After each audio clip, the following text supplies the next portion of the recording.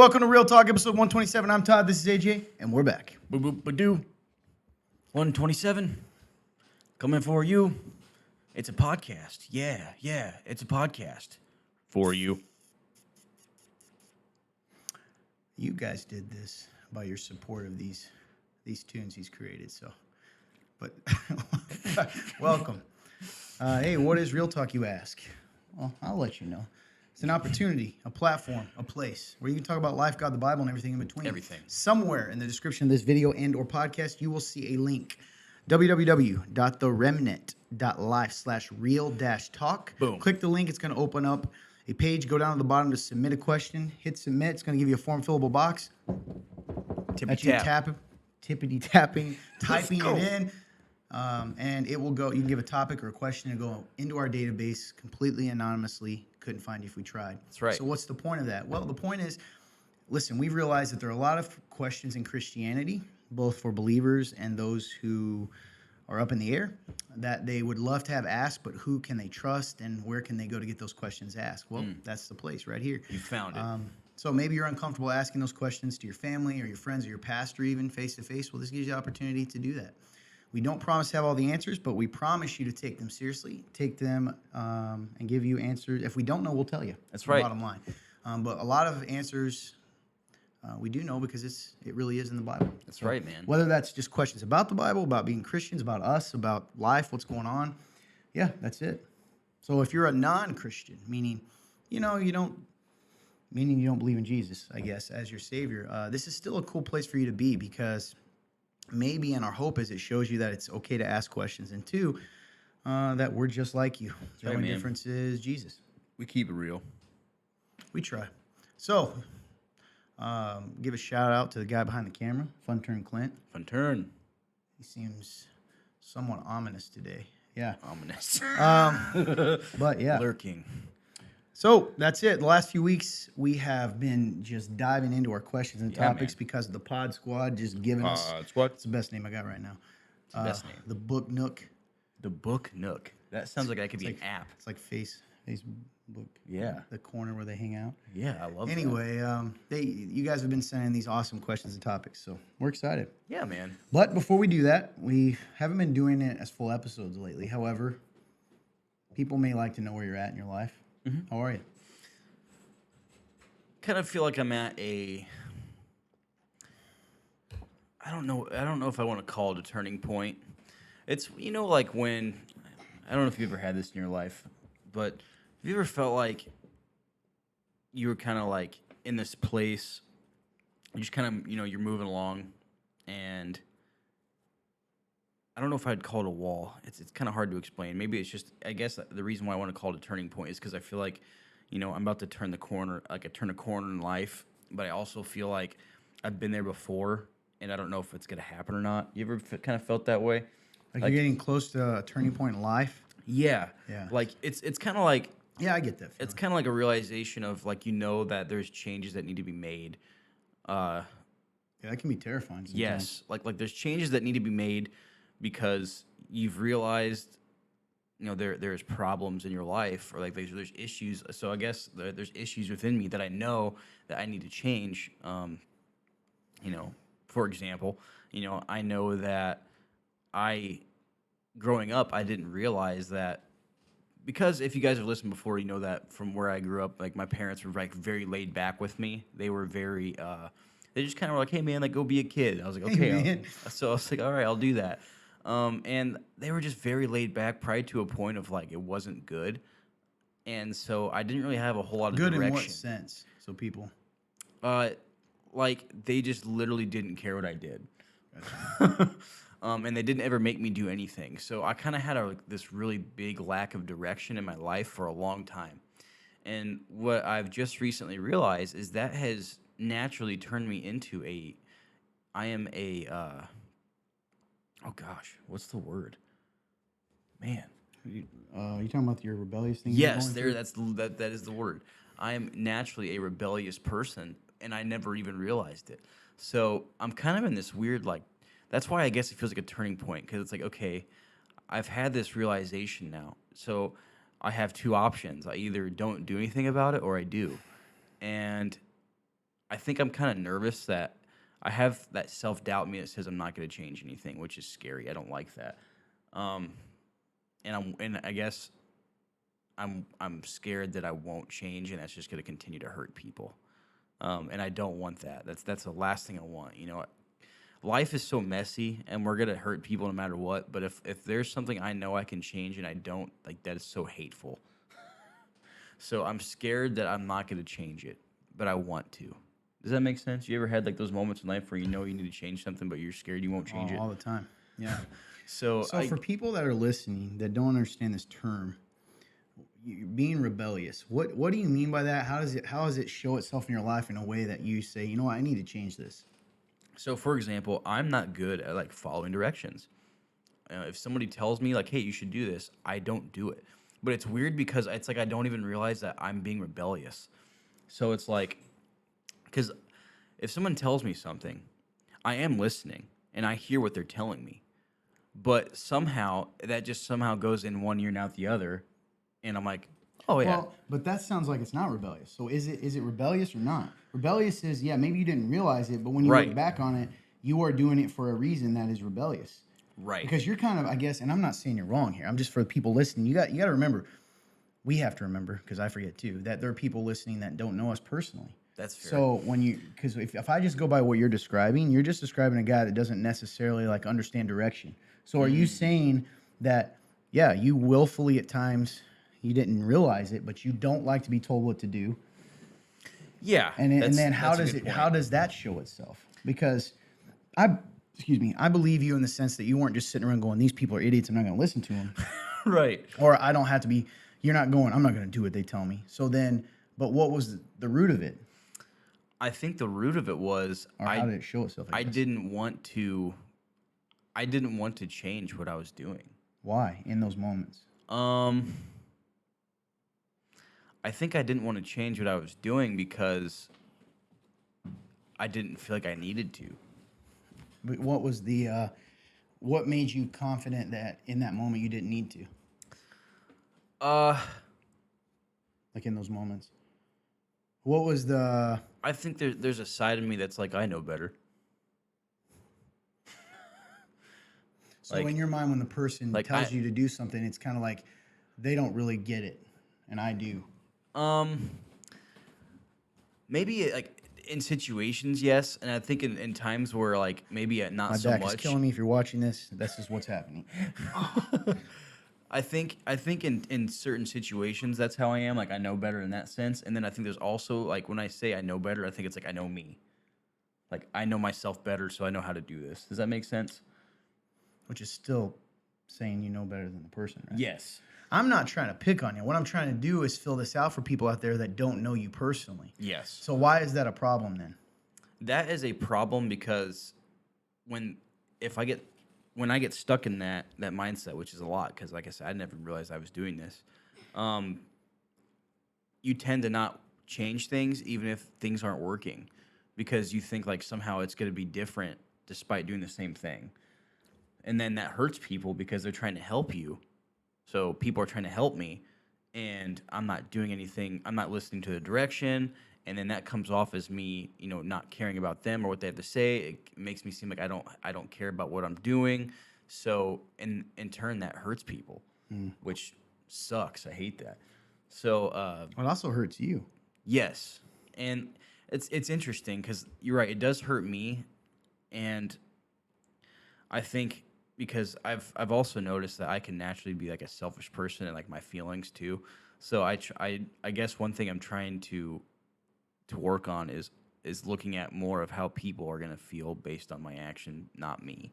So like I want to recognize that it's gonna hurt people way more than it's probably gonna hurt me, especially when they're putting in effort to be helpful, or even maybe not even, or just loving me. They're just trying to love me, and it's like I'm just like going nah, which is me. Like that's so like cold and mean, and like I don't know, man.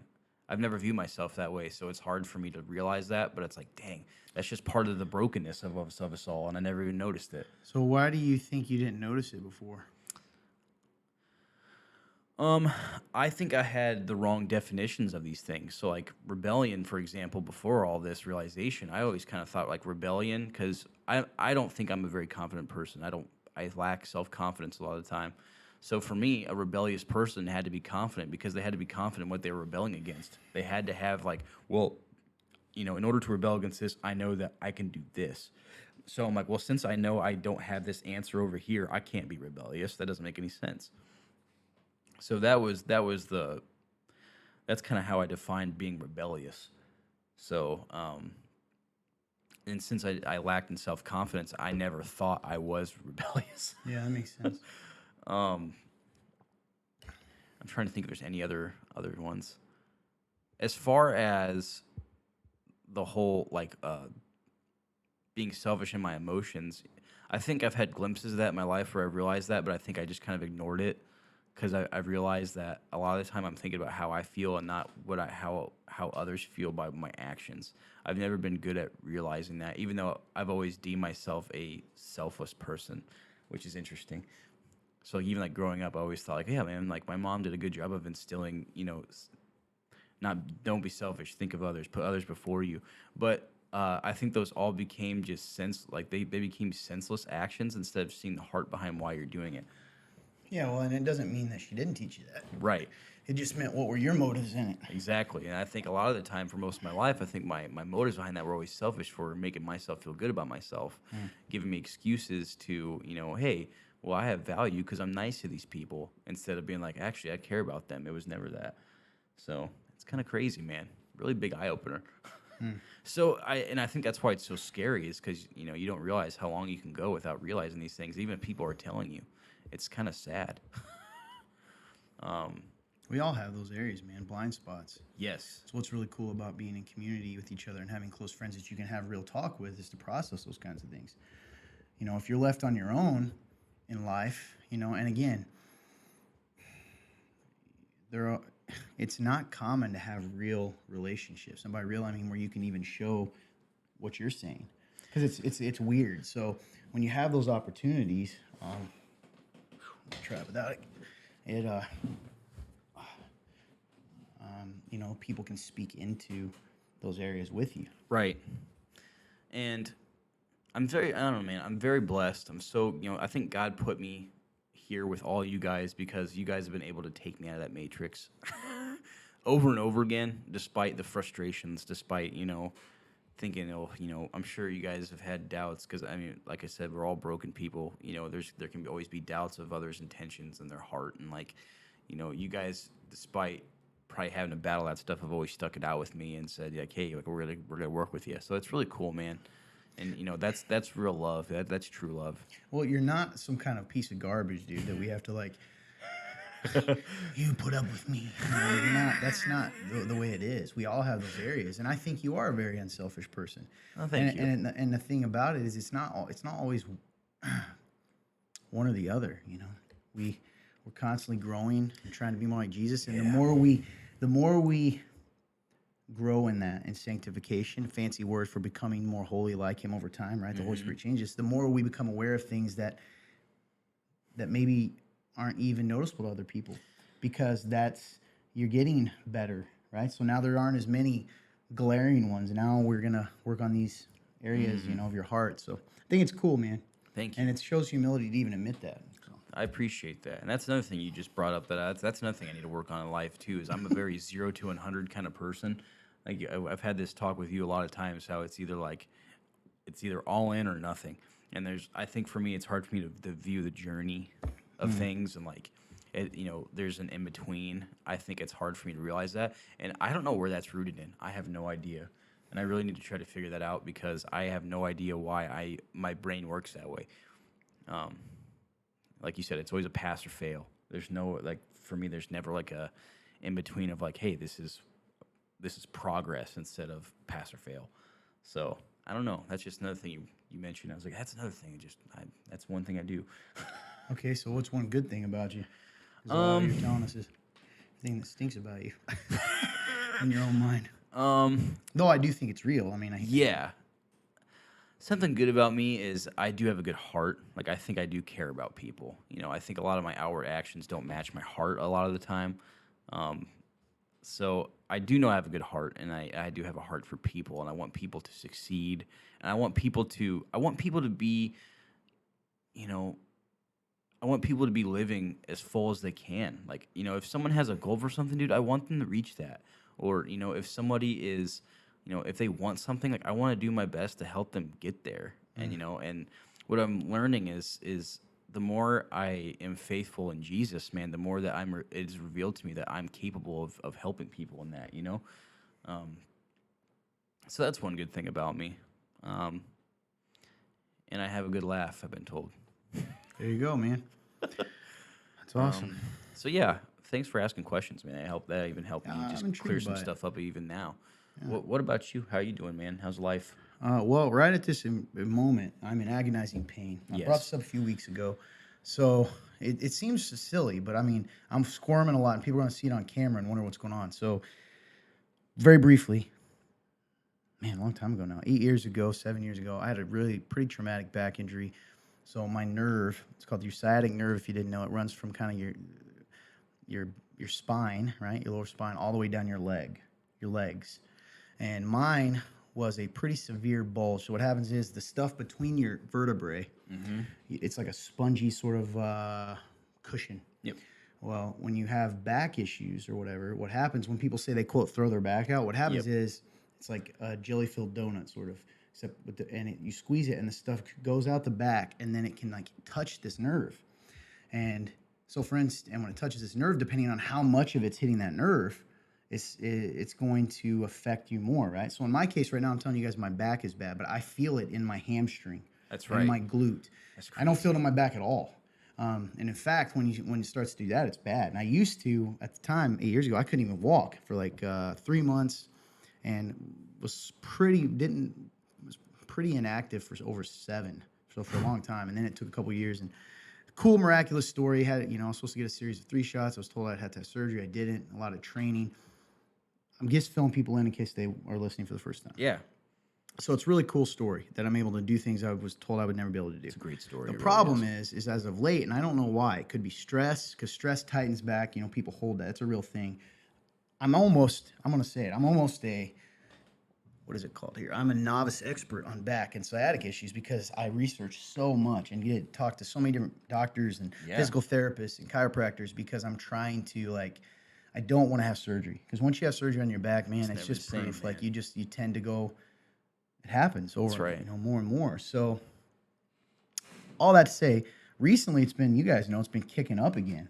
Yeah. And we have been in a very intense. This is going to sound ridiculous. We've been doing a Division I college football summer conditioning program. And it's Why? Excuse me. Why? Why not? It gives us a reason to do it. We have a buddy of ours who wants to play in college football, so we kind of did it also with him. Yeah. Train him. But for us too, man, it's been great. You've lost what, 16 pounds or something? I don't know if it's 15? 16, but I've Where were lost you? quite a bit. Yeah, you've lost. You had to have. I lost 11, and you were more than me at one That's point. fair, I guess. I guess it is probably close Probably to 15, pounds. yeah. And I've Wow. lost, I don't know where I'm at now. I've lost anywhere between, depending on the 11 and like the same as him, 15, Crazy. somewhere in there. Just from running. Like, we haven't really changed much else. Yeah. Not just running, but all this conditioning. That being said, I think that's, I'm also a bit of an extremist. I tend to think that my mind is the only thing that limits me in the sense of physically. So like you guys know this. I don't really take a day off because I've been not fully following their plan. I just incorporated their running into my already arduous weight program. That's right. So then we play basketball for like 3 hours on Sunday nights on top of that. So I'm thinking that's part of the problem. But yeah, maybe.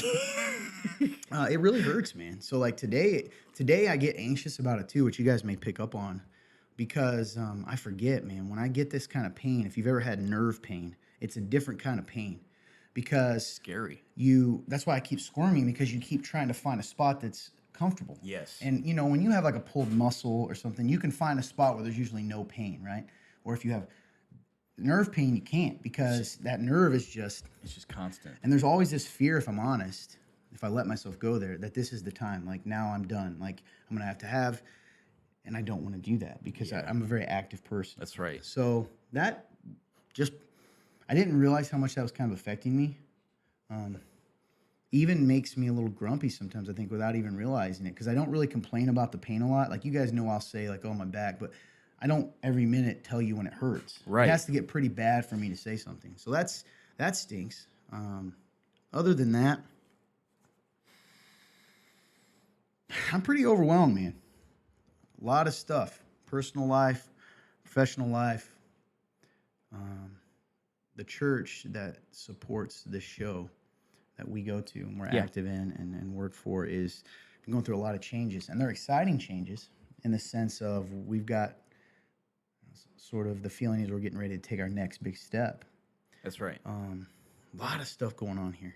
You know, we're building a full softball field. That's the beginning of we hope to be an athletic complex, really, where we offer free sports programs to kids and stuff, right? That's right, because man. that's so important for kids. It really is, and helps them. A lot of kids get limited by the fact, oh, there's low income sports. Yeah, but we're talking completely free. That's right, man. A lot of lessons learned. So we'll see. That's one thing, and a lot of other things. So I think sometimes, you know, clearly that is a stressful thing, and I'm beginning to realize it's affecting me a little bit. So I'm trying to be intentional. I need to take some time off, which I haven't done ever. Yeah. And part of it is I like to work. So that's part of the problem. I like to be, you know, getting stuff done. I don't really like to say I'm a workaholic, but maybe I am. But I don't. I guess I always assume workaholics have this kind of like manic drive to do it. And for me, it's just I like to get stuff done. Right. And I don't have anything fun. Like I don't, which is a problem. I don't think I do anything fun. So it's like, what's the point? I don't really watch TV. You know this. I don't play games. Not that these things are bad. I used to. Yeah. I like to play sports, but that doesn't really happen a lot. And I don't really do anything except work out, and that's part of it. I like to spend time with people, probably have good discussion. But anyway, just some of the stuff going on. I'm very blessed, very thankful, getting to reflect on a lot of the cool things God has done in my life and done at this church, man. It's miraculous. It really miraculous is. stuff. That's that. All right, let's get to questions. That took a long man. time, man. Yeah, you shared a lot today. Yeah. I didn't It's realize. good. Yeah. All right, I think you're up first. All right. So, first question of the day. What's the difference between the Pharisees and the Sadducees, who would ask Jesus to do something to prove he was who he says he is, and then us, before we are saved, asking Jesus to show us the exact same thing? Well, there's some assumptions here, but if I take your question right at face value, which is, hey, it sounds like you're speaking for yourself, but there are probably others who have done this. Like, there is nothing different.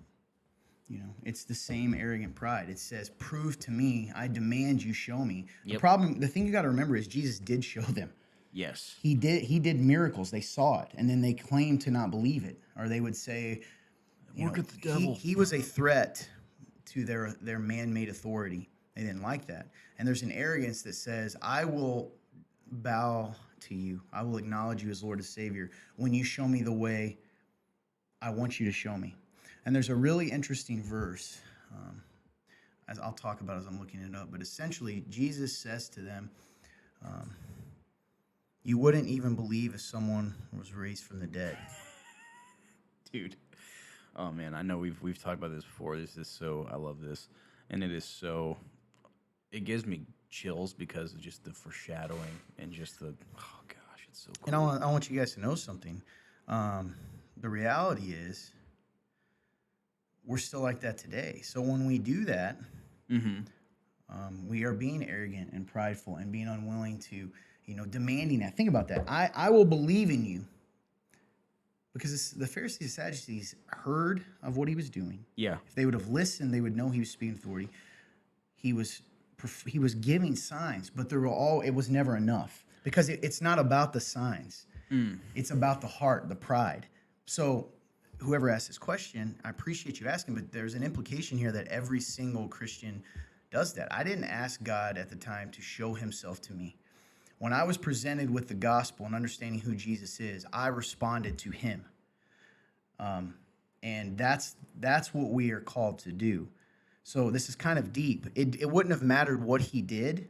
They wouldn't have believed because they didn't want to believe. It just made them blame him again. Well, we would have believed if you would have just showed me what I wanted to see. That's right. But that clearly wasn't the heart. Jeez, man. So,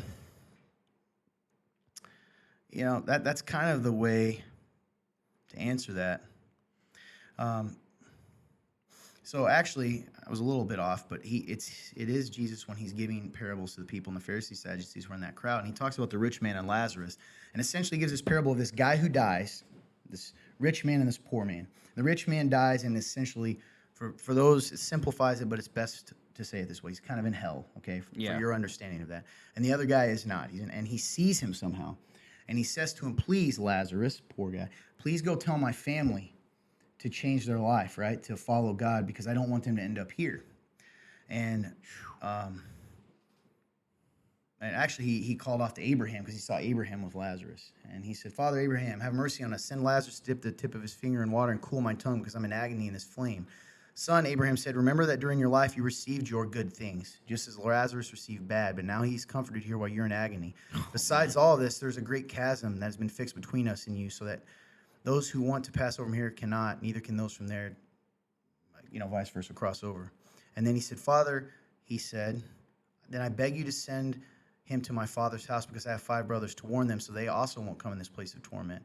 But Abraham said, they have Moses and the prophets. They should listen to them. No, Father Abraham said, but if someone from the dead goes to them, they will repent.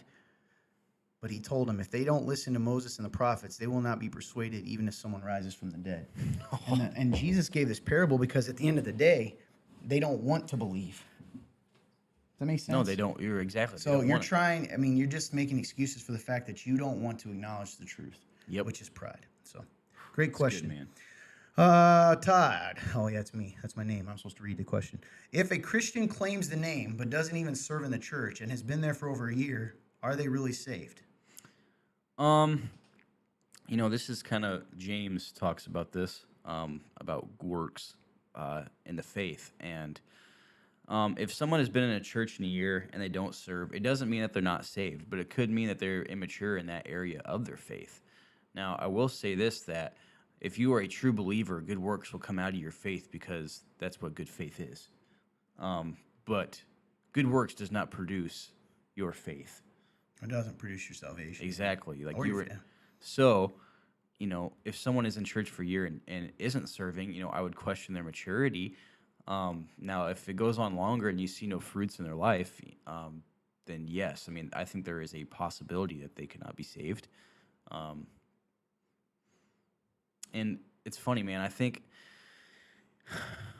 this is the Holy Spirit, but I think that the Holy Spirit will help you decide those things. Like, if you are obedient, there's just, I don't know about you, man, but there's just always this sort of like supernatural discernment, or even just like you can recognize when someone is either just like immature in an area or there's a possibility they're not a believer. Like Sometimes you can get fooled for sure. The Bible tells us that. But yeah. Listen, this is the thing, and you answered it correctly, but I want to make this clear, and we get this all the time, man. Like, listen, you've got to stop. We have got to stop as a church, as Christians, with judging tying someone's salvation to their good works, like the ones that we find easy. So, for instance, and I'm not picking on you, great question, but let's say this is me, and I'm like, well, I believe every Christian should serve in the church, which they should. But let's say I'm naturally good at that. Bob isn't. So, oh my gosh, Bob may not even be a Christian. He doesn't do what I do easily. Ooh. Whereas Bob might look at me and say, man, is a person who doesn't give 10% of their income really saved? Because he gives 12. Right. At the end of the day, salvation is only through grace by faith, right, in Jesus Christ, meaning Amen. Our belief in him. However, you said this, our spiritual maturity can show in how obedient we are. Yes, to absolutely. What God says. And there is the truth that you brought up in James that, if there's no fruit in certain areas, it doesn't matter what you call yourself. We say it around here a lot. Listen, apple trees grow apples. Christians bear good fruit. They do good Amen. deeds. That's just how it is. So the apples being on the tree don't make it an apple tree. I could glue apples to a crab apple tree or a pear tree, and it doesn't make it an apple tree. Nope. The fact that it is a apple tree is what makes an apple tree, and growing apples is just proof of that. Amen. So it's good. Nice. All right. Moving on. I think it's Yep. you. Next question. I was reading my Bible and came across 1 Corinthians 7:14, which talked about if you're married and your spouse isn't a believer, them being married to you makes them holy. What does that mean? I know it doesn't make them saved because they have to do that themselves, but I was confused by it. Pulling it up so that we can actually reference it. Yeah. Essentially in this chapter, they are the Apostle Paul is teaching the church in Corinth about marriage. It goes through a bunch of different things about how marriage should look between Christians.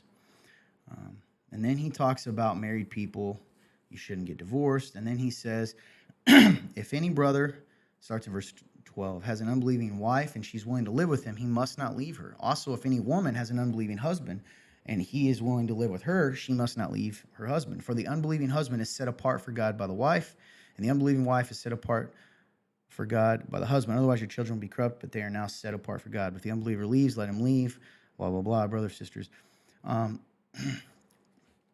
Bottom line, maybe a good way to give you an example would be this. You are the only holiness in that person's life. You are the only light in that person's life. You are, in that moment, the best opportunity for them to come and know Jesus Christ because of the way you live your life. So when he says that, he's saying it more as like, hey, you're the only light they have. Like, and you shouldn't leave, because he's trying to appeal to them. Like, even if they're a jerk and all that stuff, you're showing them through your faithfulness, God.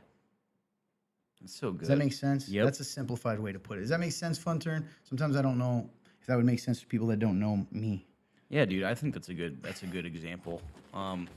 Because I think that's even like what you said about like you're the only form of holiness that they're seeing. Mm-hmm. So what does it show about God? exactly, what does it show about God? And so I like that even in that section it talks about like you not leaving, whether it's one way or the other.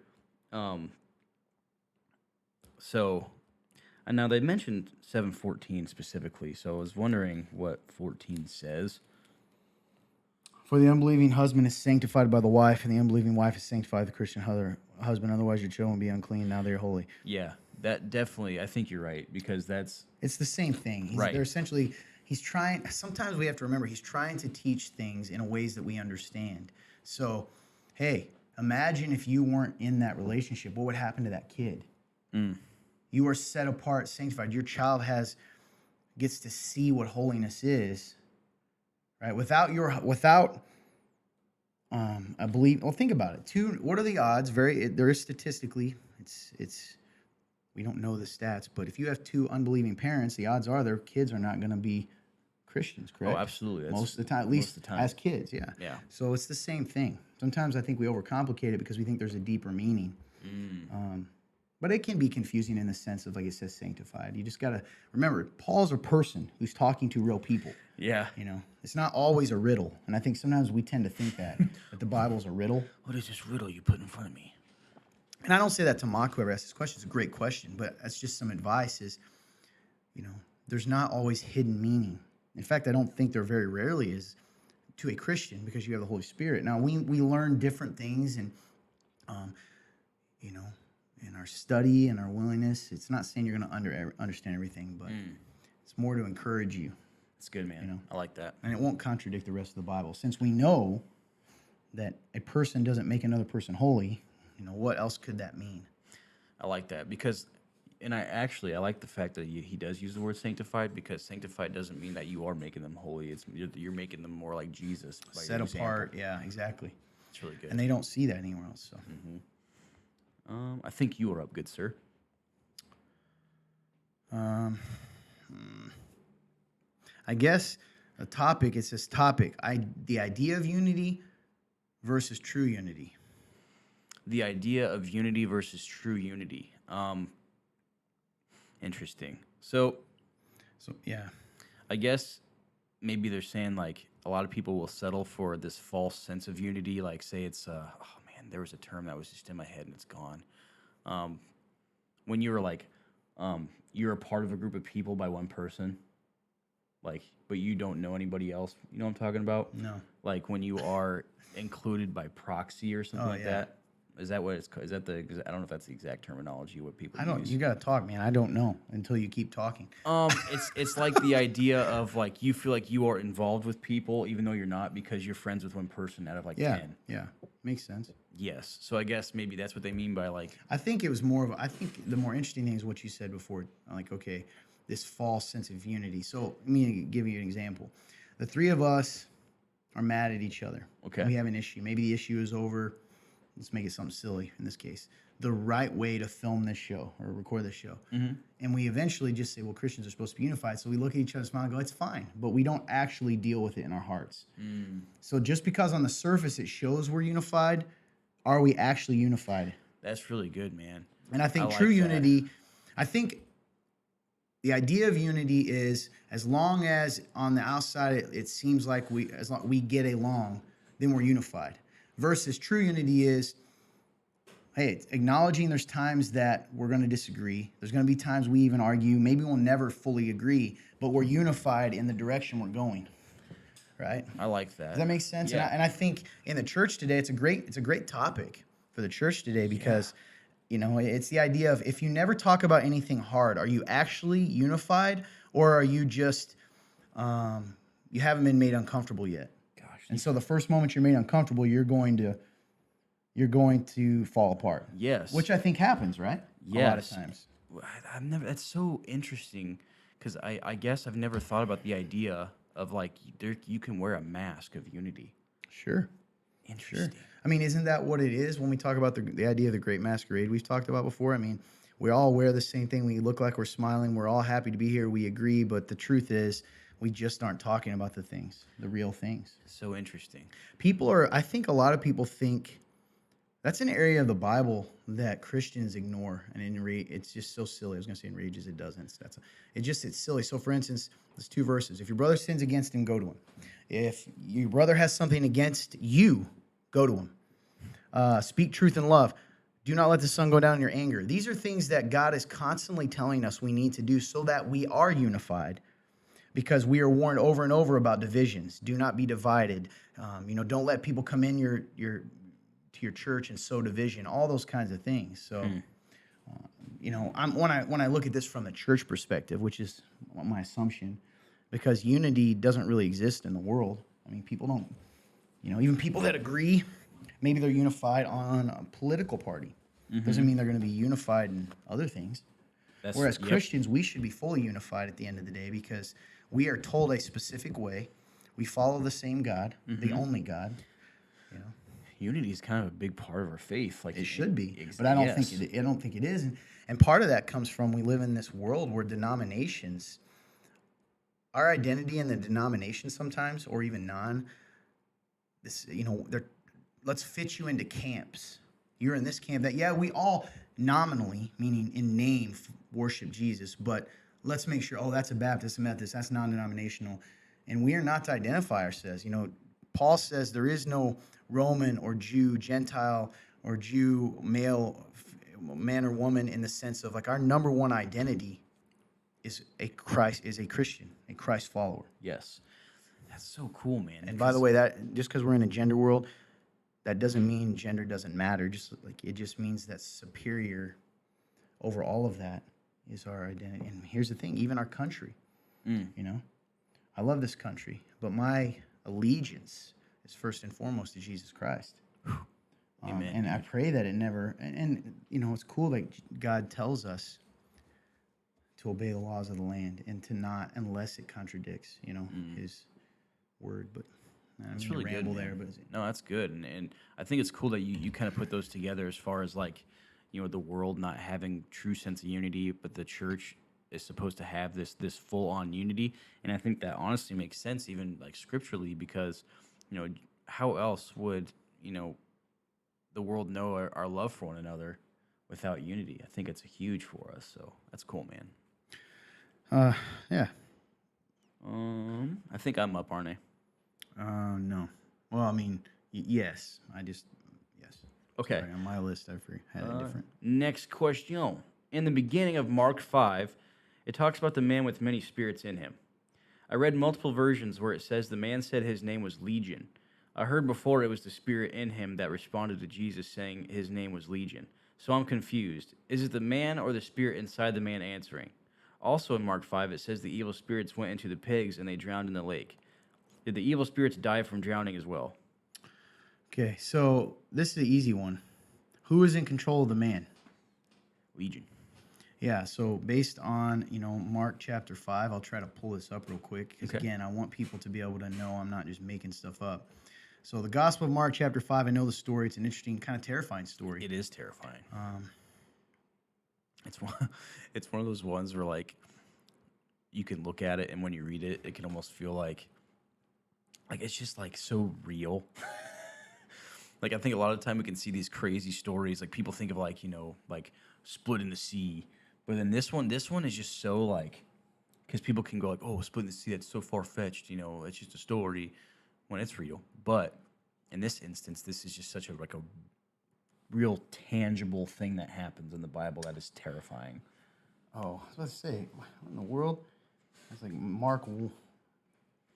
Confused here. Sorry, this thing. All right, weird. Hold up. I typed in a section here on my phone. That's why I don't like using phone Bibles, man. I always like using but that takes me longer.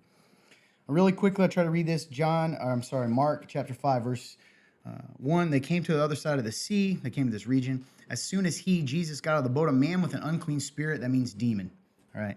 Demonic, came out of the tombs and met him. He lived in the tombs. No one was able to restrain him anymore, even with chains, because he often had been bound with shackles and chains, but had snapped off the chains and smashed the shackles. No one was strong enough to subdue him. And always, night and day, he was crying out among the tombs and in the mountains and cutting himself with stones. When he saw Jesus from a distance, he ran and knelt before him, and he cried out with a loud voice, "What do you have to do with me, Jesus, Son of the Most High God? I beg you before God, don't torment me." For he had told him, "Come out of the man, you unclean spirit." "What is your name?" he asked him. "My name is Legion," he answered, "because we are many." And he kept begging him not to send them out of the region. Now there was a herd of pigs was there feeding on the hillside. The demons begged Jesus, send us to the pigs so that we may enter them. And he gave them permission, and the unclean spirits came out and entered the pigs, and a herd of about 2,000 rushed down the bank into the sea and drowned. The men who were tending them ran off and reported it to the town and the countryside, and the people went to see what had happened. They came to Jesus, saw the man who had been demon possessed, and they were afraid. The eyewitness described what had happened, and they begged him to leave the region. As he was getting to the boat, the man who had been demon possessed kept begging him to be with him, but he would not let him. Instead, he said, "Go back to your home, people, and report to them how much the Lord has done for you and how much mercy." So he went out and began to proclaim in the Decapolis, which means 10-city area, how much Jesus had done for him, and they were all amazed. Long story, but I needed you to know. Oh my gosh, dude, I'm in so much pain. Just telling you guys right now, it is bad. We're in a situation right now. What a weird thing. So it's an easy question. I think you're overthinking it. The demon was in possession of the man. So when the man spoke, it was the demon speaking. That's right. Yeah. It's and that's it. That's the answer to that. The other part was which part? He asked about the pigs or something. Yeah, it says also in Mark 5, it says the evil spirits went into the pigs and they drowned in the lake. Did the evil spirits die from drowning as well? No. No, you can't. You're not going to kill a demon by drowning it. God will destroy those at the end when Jesus returns. To judge everyone and throws them into destruction. So the pigs died, and then the demons would have just went out. Right. So some people would say, why would he do that? Why would he, quote, have mercy on them? That's a better question, right? Why he says, have mercy on us. Why would he do that?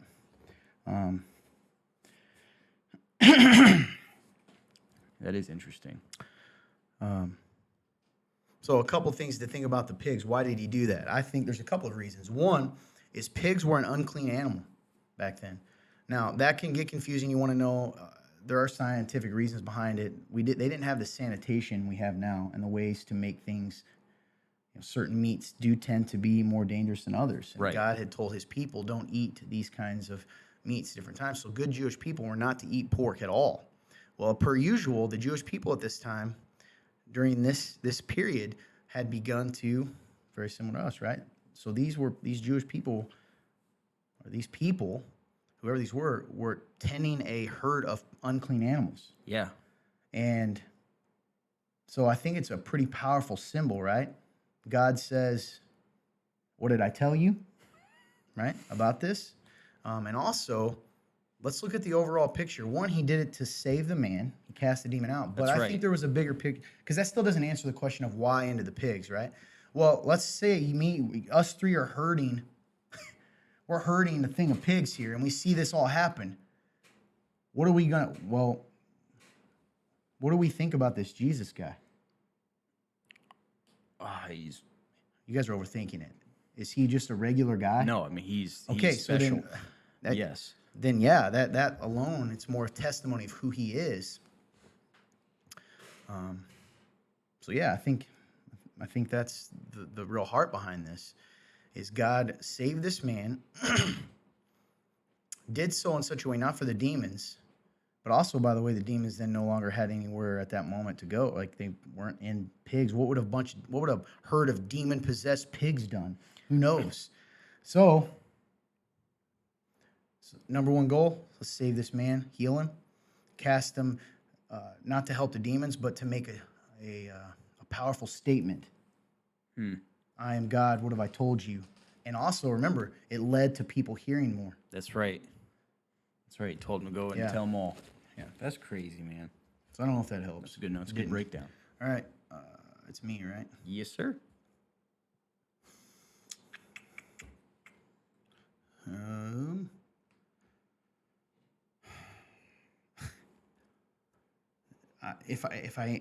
going to tell you where we're at right now. Okay. If we answer this question, we know what's going to happen to this video. Okay. I'm not afraid to answer the question, but we're trying to think of another avenue to answer questions like this. Mm-hmm. So I'm going to change the question slightly. Okay. Do you think in this country lately that, speaking of unity, do you think that the natural way things are going in regards to politically, medically, Okay. do you think that there is division being sown in our country? Absolutely. Yeah. And what is the effect that you think it's having on culture? I think it is. I think it is affecting us If any. Yeah. negatively, for one, definitely. What is it doing? I think it's pitting us against each other. Yeah, I completely agree. I think it is putting the natural progression of humanity at a disadvantage because it is pulling us apart rather than bringing us together. Yeah, absolutely. And it's making things that aren't actually that. When you look at humanity, so let's say there was a worldwide disaster coming. Okay. Do you think that humanity, let's say just coming to this country, let's not even say the world right now. Okay. Do you think that we would all be arguing about personal decisions that would be like to the point where there's violence in the streets? Do you think that would be the most important thing to us? No, it'd be, we're all humans. That's right. I think that we are trying to create camps based on things that's ridiculous to make camps on. Yeah. Within humanity, and it's causing a lot of discord. And I think any sort of outward symbol that labels a person a part of a certain camp is dangerous. So, i.e., let me give you an example. During the Holocaust, during World War II, I don't know if you guys know, the Jewish people were forced to wear yellow stars. That's right. At first, it's just to mark them as Jews. Well, what happened when the soldiers, the SS, rather, came to, it made it very easy to round them up. It made it very easy to create an enemy within the people, which then distracted them from what was kind of going on overall. That's right. Right, with personal rights and stuff. Does this make sense what I'm saying? Yes. And I think that we need to be very careful and leery of that. So, let's make it something else. What if we labeled every person who went to church had to wear a certain colored wristband. Okay. Do you think, while, let's say, hey, what's kind of happening, right? You Christians believe in hate, right? So they need to wear a certain color band. Now you're walking around. Now we've already connected Christianity with hate. Now you are wearing the hate band. What happens to you? I mean, you're a target now. Yeah. Are you also, people might, what's to stop a business owner that doesn't believe in hate or doesn't even want to be associated with it? Because remember, now it's not even about Christianity. Now it's about hate. That's right. Now I'm going to say, well, you're not grocery shopping here. It makes it very easy to outwardly cause division and to give people a scapegoat for their frustrations and their anxiety. Ooh, If we that's really just good, get rid man. of the hate people, everything will be okay. That's right. Now, substitute anything you want. All those of you listening, okay? I'm not going to say it plainly, but not because I'm necessarily afraid to. I'm not afraid to. It's because I want you guys to be able to hear this. Mm-hmm. I think we need to be leery of anything like that. Absolutely. Because that's not, one, what this country's based on. And it's also not, I think that it strips people of their humanity. It makes them become a symbol of something instead of remembering that's a human being. And what will you do to something that's not a human being? What are you willing to do to it? Well, it's not human. That's right. It's hateful. It's this. So, Yep. got to be very leery of that, guys. God has, created us to be free. That's right. That's really good, man. I don't have anything else to add to that. I think you put it very well. Yeah, I didn't mean to take over that question. No, but that's- it was hard to ask that question. Yes, I don't have. I didn't even know who to have ask it for us. No, I think it's good. So whoever asked this question about, is that Mahdi? Did you look that up? This guy, remember that? He's like a sports guy. You told me. Oh yeah, he is a he runs like a Christian organization. I believe that he does he kind of does a little bit of everything. It's like Yeah. there's journaling. He does and speaks at events. So essentially, the person who referenced this story is talking about having a method of easily identifying certain groups of people, and how that's even affecting sports, and how doing so is not actually unifying us, but is trying to divide us. And That's right.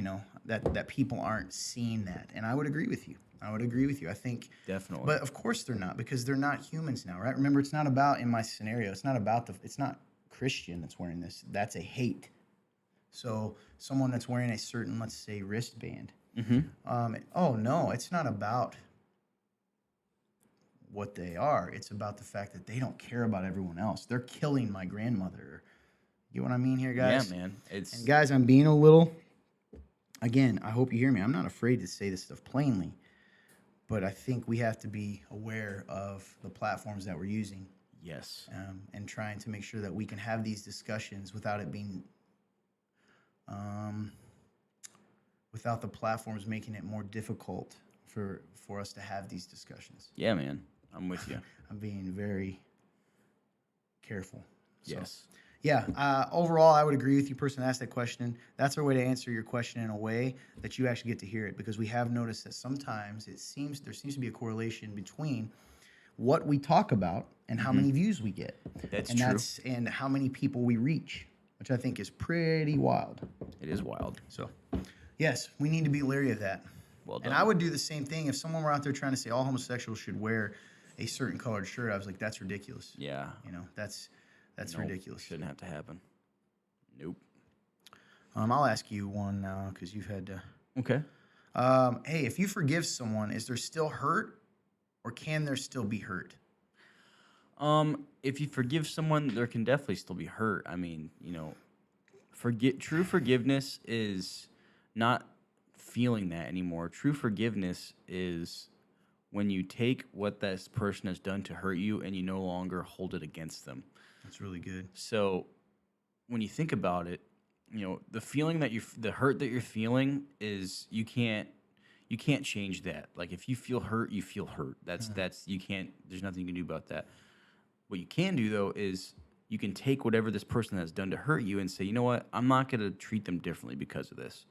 And I think that's the key difference. So yes, you can still be hurt, and that doesn't even mean you have to be as close to them as you were, or you don't have to enter into their life as much as maybe you were, or whatever this situation could be.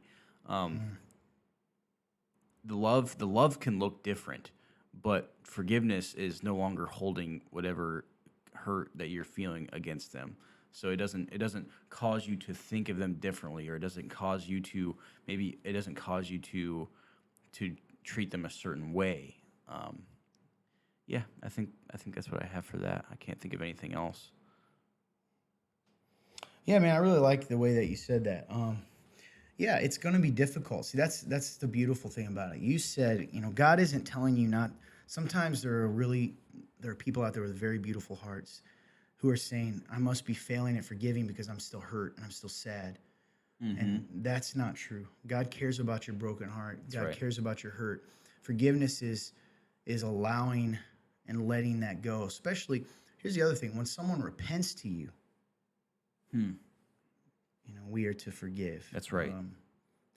And so sometimes that gets a little confusing, but also, forgive. This is as far as someone outside, being a believer, we're called to. But forgiveness just means letting go of the right to demand the penalty that they owe you. It's letting go of I'm going to get you back. It's being willing to say, I still want you. I want good things for you. I want God to reveal himself to you. That's why it's so powerful Yeah. when Jesus says, like, Father, forgive them, for they don't know what they do. Yeah. It doesn't mean you're wrong, by the way. When you still feel sad, you're not a poor Christian. In fact, No. what a beautiful thing you're doing to choose to forgive every day. It's That's a right. choice, right? You forgive despite. Yes. And that's Yes. powerful, dude. I love that. Yeah. It's pretty powerful. Let's see. Next one I have, it says, can you guys discuss 1 John 5:7-8? I guess this is the only place in the Bible where I see it discussing the spirit, water, and blood. What does this mean? I know a lot of verses today, a lot of That's scripture. cool. I'm just trying to pull it up. Do you want to pull Yes. that up? Sure. Yep. 1 John 5:7-8. Let me try to get that up real quick. Yeah, so Funturn, you have any thoughts while he's looking that up about any of this? I'm gonna try to go to the U version real quick. The whole idea of forgiveness, I think, is taken to a weird level. Or trying to get close to the mic, forgetting that Yeah, if you go far you're away, good. it'll run away. Yeah, I will. The whole idea of forgiveness, I think everybody in Christianity, including myself for a long time, I struggled with the idea that it has to be completely resolved. It has to be this. I can't feel anything towards the situation or anything like that. Well, that's not always the case. You may still feel upset about it. You may still feel like that, but there is forgiveness comes with going, you want to know what, but I forgive him or her for what happened. At the end of the day, it's over. It's done like this. You may still feel things from time to time because that they may have caused a wound on you. And when somebody bugs that wound, that may hurt a little bit. But at the same time, forgiveness is letting it go and giving it to God at that point and going, okay, I can be healed now. Because when you're holding on to that thing and you're waiting for the most opportune time where you won't feel anything anymore, it'll just be done and over. And some people can do that. Not all people can do that. And when you're waiting for that moment, that time where you're like, okay, I'm going to just wait for the perfect opportunity, you're still sitting in that, and it's going to become bitterness, and it's going to become hate at some point, and that's not okay. And especially that wound is still bleeding, and you're not allowing anybody to help speak into that or help fix the problem or let it scab over. Yeah, there's or no deal healing. Like that. There's nothing there. You keep the problem alive by feeding it because you're not wanting to deal with the situation because you're either waiting for the perfect moment or XYZ. That's good. I like that. Okay. So I have 1 John 5:7-8 here. It Can you read says, 6 too? Because I think. oh, sure. Yep. So we'll start at 6. This is he who came by water and blood, Jesus Christ. Not by the water and only, but by the water and the blood. And the Spirit is the one who testifies, because the Spirit is the truth. For there are 3 that testify, the Spirit and the water and the blood. And these 3 agree.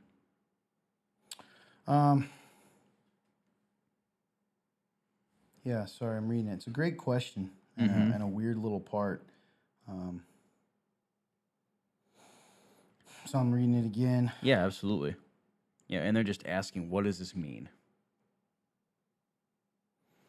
Well, reading it again, making sure the whole context, because you guys know I like to know. Yes, context is important. So, bottom line, there's a lot of debate about this section. Okay, it shouldn't be anything crazy. Here's the best response I can give you. What did Jesus refer to that he offered? Let's say the woman at the well. Living water. Yeah, eternal life, right? And that was, remember, the living water he said he'd offer is eternal life. So, I think one of the answers that it could be saying here, which is pretty interesting, and I'll give a couple of the others too. Bottom line, simplest answer, the water and the blood in general is referring to that, listen, he is both God and man. That's good. That he was both. He was not one or the other. He was fully human and fully, it is an allusion to that fact. He's reminding them, hey, he's not just a good teacher. He's not just this spirit, because there were people back then that were believing Jesus kind of came down as this kind of ghostly man and didn't really die on the cross either. And he was saying, no, you got to understand he was both. What does it actually mean? I think one of the most intriguing ones to me are, how does it mean that? We know that's what it means based on the context of the rest of the verse, the section. But water refers to living water. Blood refers to his blood. When he died on the cross, he died both a physical and spiritual death for us. That's right. And that's what he's alluding to. But overall, you can take it from this. It just means he is God and man. Make sense? Yes, that makes sense. Okay. And does it really? Yes. I mean, I could go deeper into it, but that's a great question. I like when people are like really thinking through stuff. Yeah, man. Honestly, I've read through First John a couple times. I don't think I've really caught that. So you want to jump down to verse 5:17? You still have it pulled up? You put it down, didn't you? Here it is. Oh, perfect. Go down to 17, because this is my question to you, and you may not know. I don't even know what it says. What does 1 John 5:17? Does all sin lead to death? So 1 John 5:17 says, all wrongdoing is sin, but there is sin that does not lead to death. So, I think what they're saying, I guess contextually, I think they're saying that all wrongdoing is sin, but there is sin that does not lead to death. I think when they're saying this, I want to. This is my, again, this is just because I don't know for sure. Sure, but that's why we have real talk. Man. Exactly. This is exactly what the show's for. I think that they're saying that there is actually sin that you commit that does not kill you. that is kind of how I view it. Yeah. Because if you look up in 16, it's talking about, if anyone sees his brother committing a sin not leading to death, he shall ask God, will give him life to those who commit sins that do not lead to death. There's sin that leads to death. I do not say that one should pray for that. All wrongdoing it, and that's when it goes into it. Yeah, man. So, did you read that context to everyone real quick? Go ahead and maybe read through 16 through 17 real quick. Okay. This is the Apostle John. Just so you guys understand, if this bores you, sorry, I think this stuff's pretty interesting. These are good questions. So starting at 1 John 5:16, going into 17. If anyone sees his brother committing a sin not leading to death, he shall ask, and God will give him life. To those who commit sins that do not lead to death. There is sin that leads to death. I do not say that one should pray for that. All wrongdoing is sin, but there is sin that does not lead to death. So I guess I feel like my opinion here stays the same. I think it's almost like they're saying, if the sin that someone is doing is not physically killing them, you should ask God to give them life, to forget, to I guess ask that. No, that's not what I'm trying to say. Well, I got to read it again. This is interesting. If anyone sees his brother committing a sin not leading to death, he shall ask, and God will give him life. Okay, so yes, it's like saying, asking God to put over their hearts to ask for forgiveness, because that's not a sin that is literally killing them. That's kind of how I'm looking at it. Because he says, there is sin that leads to death. I do not say that one should pray for that. So, I don't know, man. That's kind of where I'm at with it. Yeah. It's pretty scary. I think you're right. Mm-hmm. This is also one I could see there being a deeper meaning in this as well. I could see that. Because I feel like John must have been an interesting writer. Yeah. Yeah, I'm 'Cause- just reading because I want to give a real answer here. Yes. Yeah. So that's my initial thought, even though I will say it definitely, to me, seems like there could be a deeper meaning that I'm just not catching here. Because even, like, I guess going up even into, like, 14, and let's see, where here's 15. And if we know that he hears us and whatever we ask, we know that we have the request that we have asked of him. So I guess I want to kind of go to the top here. Okay, so I guess, at least in the ESV version, this entire section is called That You May Know. That's what this whole entire section is called. Huh. And I guess I wish I could try to take time to read the entire thing real quick, but I also don't want this to just be silence. Well, you're not asking me anything, so I didn't. I thought you were still talking. So I was just trying to like kind of wait and reading the verse. Yeah. So I guess for me, I feel like there could be a deeper meaning. Yeah. So here's something terrifying. Back then, we know this in Acts and Corinthians. There were times that God literally killed people for their sin, physically killed them, like believers. So there appears to be an allusion to that a Christian. This is terrifying. May persist in continual, willful, disobedient sin, and their life would be taken. Their physical life, not their salvation. Right. So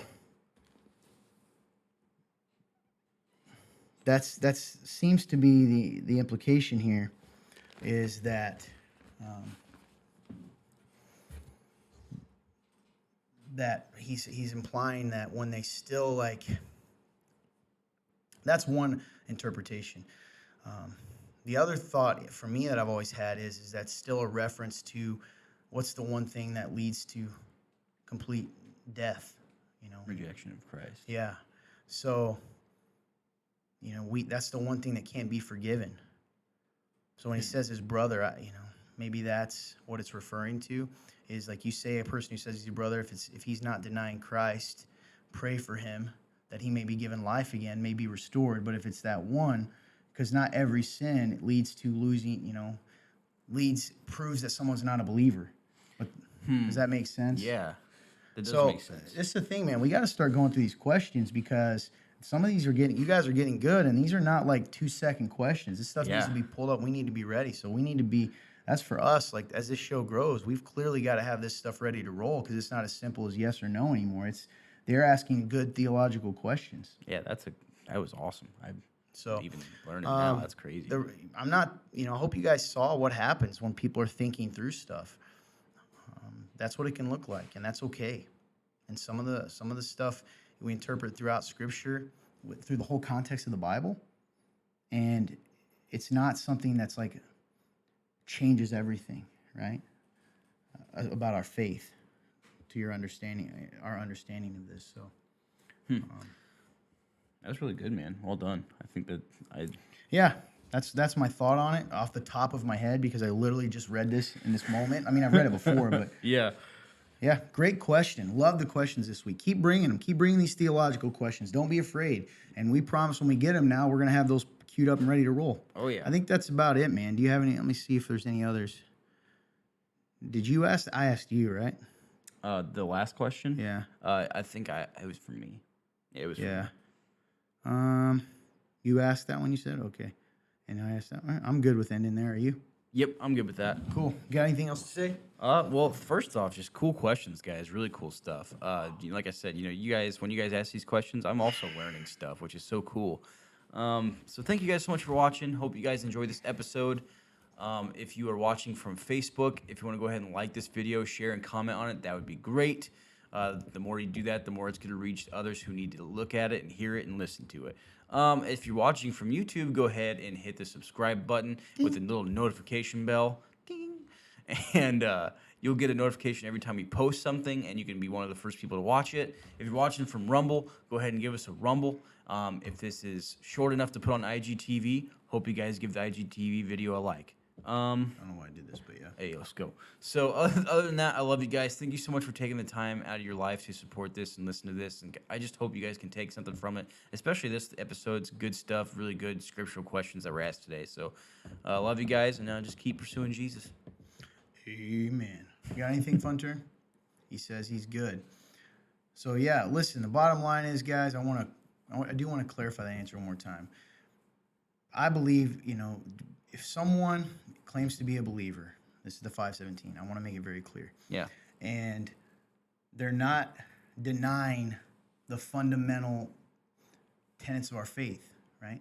Christ. And there are people out there that do that, right? We just talked about this a few weeks ago, that there is a guy, has a church out that says, for instance, that, all roads lead to God. And he just kind of uses Jesus. I just heard this other day, Jesus is the Christ. Buddha is the Christ. You are the Christ. Someone like that is going to lead to death. They're not showing themselves to even be a believer. They're not, right? Right. So that's pretty scary. Versus someone who's sinning and doing things that is not denying the one thing you can't deny. So in a weird way, as I think through it, it's almost like, hey, John saying, you can't save someone that's not saved. God's not going to force someone to accept Christ. And just because they claim to be a brother, if their life is showing something else, right? Versus if AJ is, drunk all the time, Right. pray that God would intervene in his life. That makes sense? Yeah. Whereas a person who just claims maybe he doesn't believe Jesus. He says, I'm a Christian, but I don't believe Jesus is the only way to life. Well, God's not, that person would clearly not even have the Holy Spirit, right? So God's not going to be able to, quote, bring life to that person. Does that make sense? Yeah, it's very. dude. I know I hate to do this at the very end of the show, but it's important that we clarify that. Yeah, I think it's good. best we can. That makes sense. All right. Other than that, appreciate you guys so much. Thanks, AJ. Great job, man. Absolutely, man. You too. Fun Turn. Love you as usual, dude. Giving thoughts. Yeah, I love that guy. Appreciate all the hard work. We thank you guys so much for joining us every single week. Keep letting us know what you think of the show.